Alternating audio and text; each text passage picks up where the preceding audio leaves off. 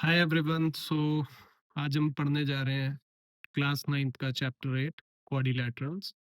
And ये chapter बहुत important है, सेम एज ट्रायंगल्स जैसे आपको इंपॉर्टेंट है लाइंस एंड एंगल्स, सर्कल्स। ठीक है, तो आज हम क्वाड्रिलैटरल पढ़ने जा रहे हैं। ओके, सो क्वाड्रिलैटरल के नाम में ही आता है क्वाड। क्वाड का मतलब होता है चार, जैसे ट्रायंगल्स में ट्राई होता है, ट्राई का मतलब थ्री होता है, ऐसे क्वाड्रिलैटरल्स में क्वाड का मतलब चार होता है। ठीक है, अब हम अपनी स्क्रीन पे चलते हैं और देखते हैं इस पूरे चैप्टर के बारे में। ठीक है, ये इंट्रोडक्शन वीडियो है क्वाड्रिलैटरल्स की। इसके बाद प्रॉपर्टीज की बारी आएगी और उसके बाद हम एक्सरसाइज डिस्कशन करेंगे। ठीक है, सो स्क्रीन पे आते हैं।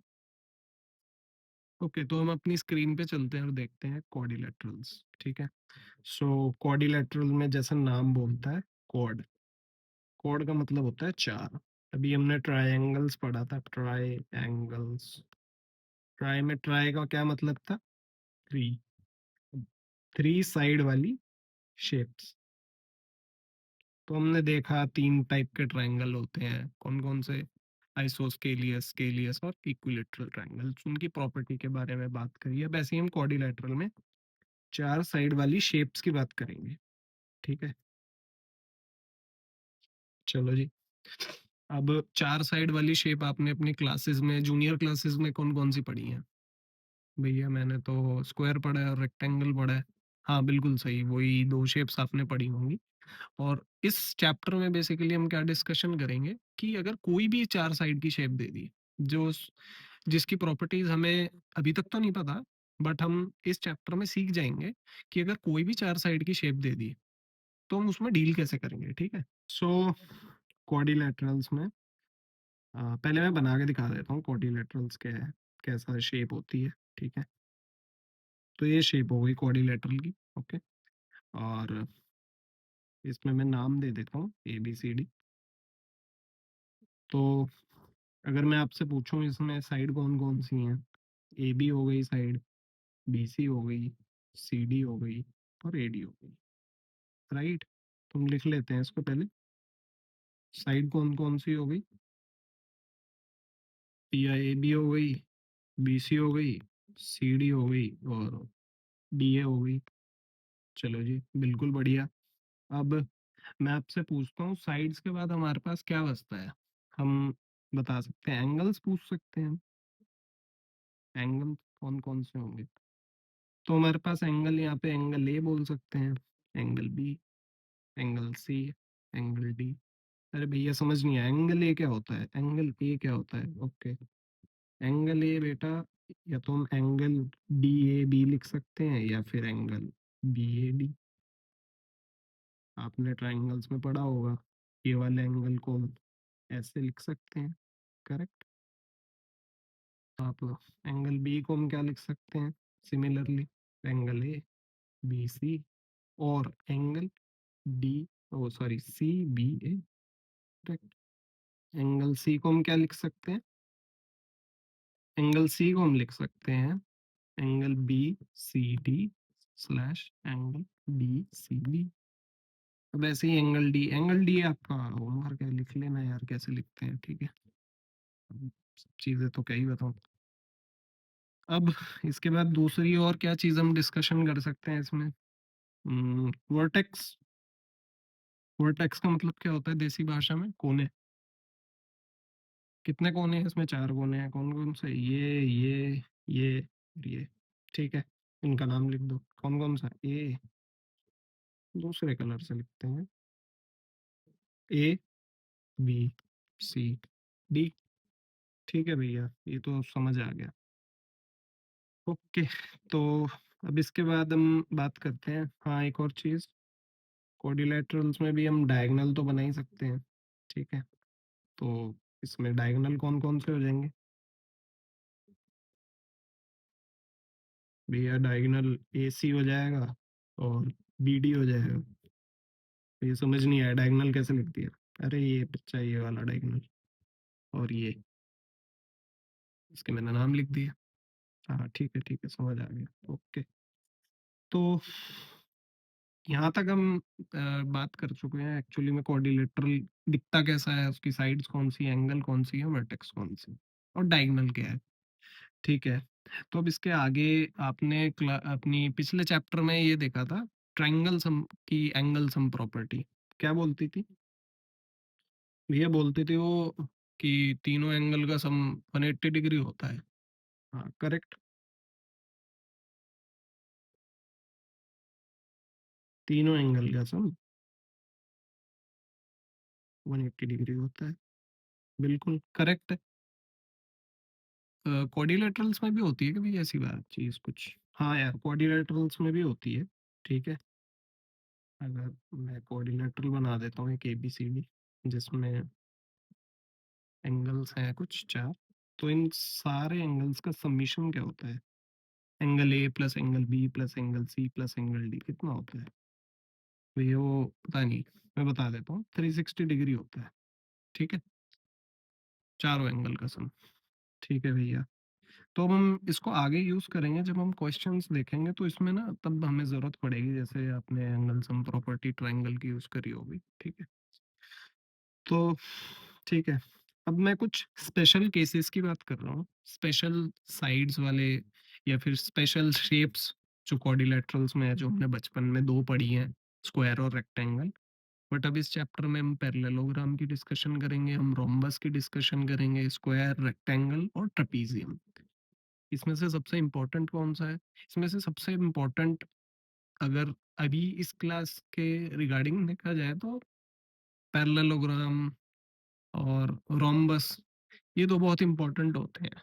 बट बट जब हम क्लास 11th में जाएंगे या क्लास 12th में जाएंगे, और हम वहाँ पे जब साइंस लेंगे, तो वहाँ पे ट्रेपीजियम का बहुत रोल आता है, क्योंकि जब हम इंटीग्रेशन या डिफरेंशिएशन करते हैं, तो कई बार हमारे ग्राफ्स, आपने शायद क्लास 9th में जो चैप्टर है फोर्सेस या फिर मोशन वाला, उसमें पढ़ा भी होगा कुछ, स्पीड और टाइम का ग्राफ, वेलोसिटी टाइम का ग्राफ। तो वहाँ पे ना इंटीग्रेशन वगैरह आ जाती है क्लास 11th में, तो वहाँ पे ट्रेपीजियम कई बार काम आ जाता है कि वो शेप बन जाती है। वैसे तो हम एरिया डायरेक्टली लिख देते हैं, बट हाँ, अभी तो एरिया की यहाँ पे ज़रूरत नहीं है हमें, ठीक है। तो special cases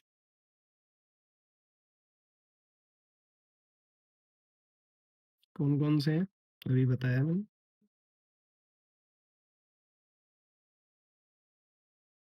parallelogram, rhombus, square, rectangle, तीसरा और लास्ट ट्रेपीजियम। स्पेलिंग यार देख लेना, थोड़ी ऊपर नीचे होगी तो कोई दिक्कत नहीं है, ठीक है। तो हम सबसे पहला डिस्कशन करते हैं पैरेललोग्राम। अच्छा, ये जो है, ये नोटेशन है एक टाइप की, ठीक है, पैरेललोग्राम की। अगर एनसीईआरटी में किसी और बुक में दिख जाए ये दो पैरेलल लाइंस और GM लिखा हुआ, तो वो पैरेललोग्राम के बारे में बात हो रही है यहाँ पे, ठीक है, ठीक है। मैं बना देता हूँ पैरेललोग्राम, ठीक है,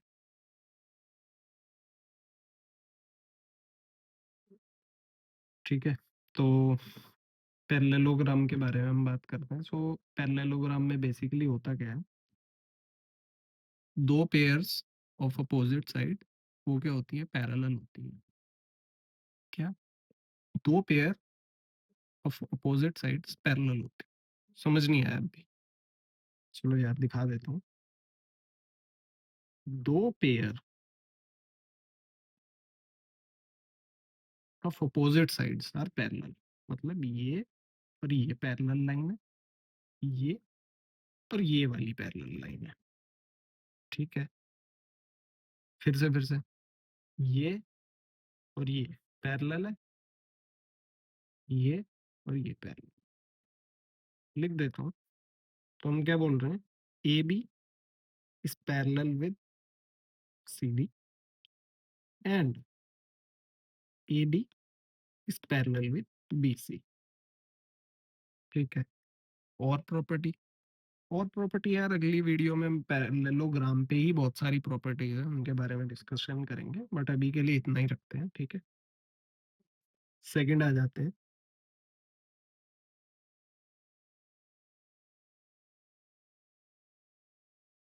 रोम्बस।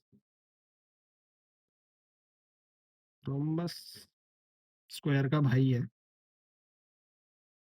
पर थोड़ा सा गद्दार है ये। भी एक गद्दार का मतलब क्या है भैया? अरे कुछ नहीं यार, ये भाई साहब, जैसे स्क्वायर में सारी सारी की सारी साइड्स इक्वल होती है ना, ऐसे इसमें भी होती है, बट इसमें ना एंगल्स में दिक्कत होती है, एंगल्स इसके 90 डिग्री के नहीं होते, जबकि स्क्वायर के एंगल 90 डिग्री के होते हैं। तो हम याद रखेंगे कि इसमें सारी साइड इक्वल होती हैं, बट एंगल कोई भी, मतलब कोई भी तो नहीं बोलेंगे, बट एंगल 90 डिग्री के नहीं होते, बस इतना याद रखेंगे, ठीक है। ठीक है। और अगर एंगल 90 डिग्री के हो गए तो फिर वो स्क्वायर ही हो गया, फिर उसे रोम्बस क्यों बुलाएंगे? ठीक है। Third, square. स्क्वायर तो बचपन से बढ़ते आ रहे हैं ना।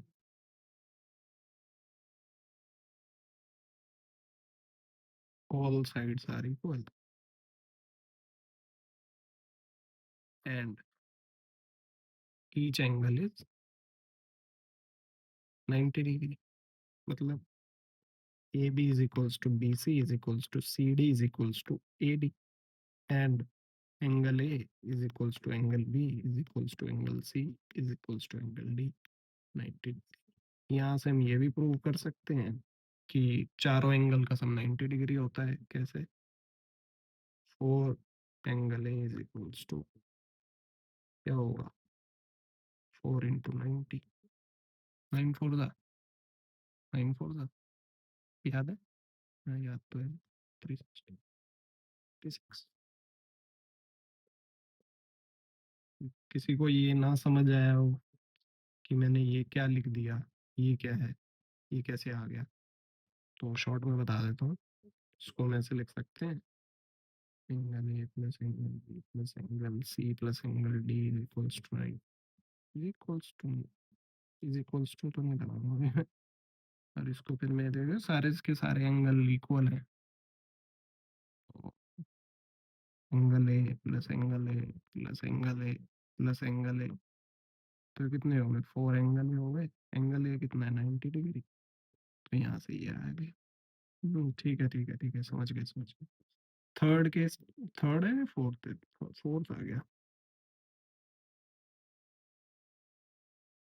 फोर्थ पे चलते हैं। फोर्थ क्या था हमारा? फोर्थ हमारा था रेक्टेंगल। रेक्टेंगल भी भैया पढ़ रखा है पहले से, बढ़िया है, पढ़ रखा है तो जिनको याद नहीं है उनको बता देते हैं।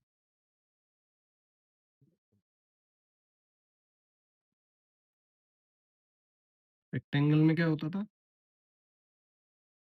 अपोजिट साइड इक्वल होती थी और एंगल 90 डिग्री के होते थे। हाँ, तो A B is equals to C D होता था and A D is equals to B C, each angle is 90 degree. तो सिमिलरली वो ऊपर वाली फिर से लग जाएगी, और ऊपर वाली का मतलब ये चीज, ये तो फिर से वो 360 आ जाएगा, तो हमें पता चल गया कि हाँ 360 डिग्री जो एंगल सम प्रॉपर्टी थी ना, वो मतलब सॉर्ट ऑफ हम देख पा रहे हैं कि हाँ सही है। तो इस वीडियो में इतना ही रखते हैं। अगली वीडियो में हम पैरेललोग्राम की थ्योरम्स और उसकी प्रॉपर्टीज जो भी हैं, और उसके बाद हम डिस्कशन करेंगे उसके प्रूफ्स, वो उससे अगली वीडियो में आएंगे। और उसके बाद हम चलेंगे एक्सरसाइज पे, और एक्सरसाइज सॉल्व करने के बाद फिर मिड पॉइंट थ्योरम आती है, फिर उससे अगली एक्सरसाइज और फिर चैप्टर खत्म हो जाएगा। So thank you.